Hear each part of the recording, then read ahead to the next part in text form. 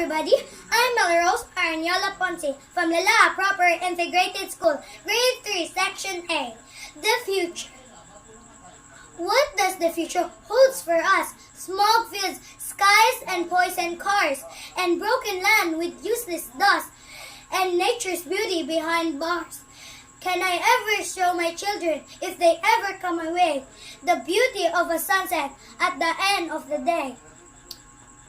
Can I walk into a forest and surround myself with trees, yet know that it will remain for me to visit as I wish? I know that I can do all the things I've said, but when today is yesterday, will all these things be dead? This problem is huge. As we slowly see, we must fix it quickly, and words and thoughts and deeds.